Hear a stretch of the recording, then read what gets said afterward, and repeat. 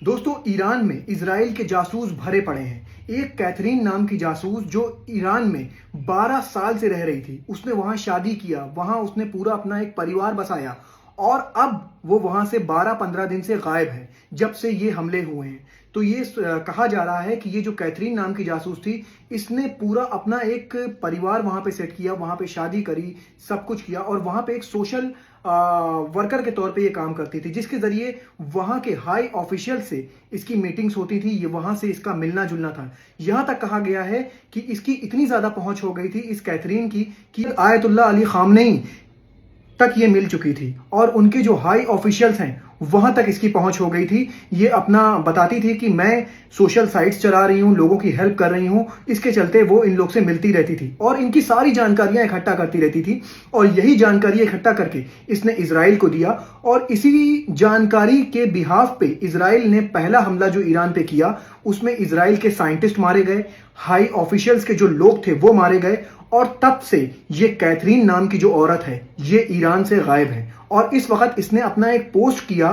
France में ये इस वक्त है और वहां से इसने खुलासा किया कि हाँ, मैं मोसाद के लिए काम कर रही थी। इस तरह के दोस्तों पता नहीं कितने जासूस ईरान में हैं जो इजराइल के लिए काम कर रहे हैं, लेकिन इजराइल की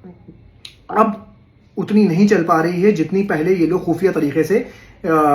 जासूसी कर लेते थे, क्योंकि ईरान की पुलिस अब रोज छापेमारी कर रही है और रोज जो इजराइल के मोसाद के जासूस हैं उनको पकड़ा जा रहा है। दोस्तों, बहुत से जासूस अफगान के थे जिनसे इजराइल जासूसी कराता था, बहुत से दूसरी कंट्रीज के थे जिनसे इजराइल जासूसी करा रहा था ईरान में, वो सारे पकड़े गए हैं और ईरान अब उनसे पूछताछ कर रहा है। दोस्तों, अब ईरान की पुलिस ने अपना जो काम है वो बहुत ज्यादा तेज कर दिया है इजराइल के जासूसों को पकड़ने के लिए। इसी के चलते ईरान ने 2 दिन पहले इजराइल के पुलिस हेडक्वार्टर पे बमबारी करी थी, जिसमें ईरान को काफी ज्यादा नुकसान हुआ था। लेकिन दोस्तों, चाहे इजराइल कुछ भी कर ले, अगर अमेरिका साथ नहीं देता है तो इजराइल खुद को सुपर पावर बताने वाला देश ईरान से नहीं जीत सकता है, क्योंकि ईरान के पास वो टेक्नोलॉजी है जिसके बारे में इजराइल ने सोचा भी नहीं था। ईरान की जो हैकर्स हैं ईरान के, वो इजराइल की मेन साइट्स को हैक कर ले रहे हैं। कभी कभी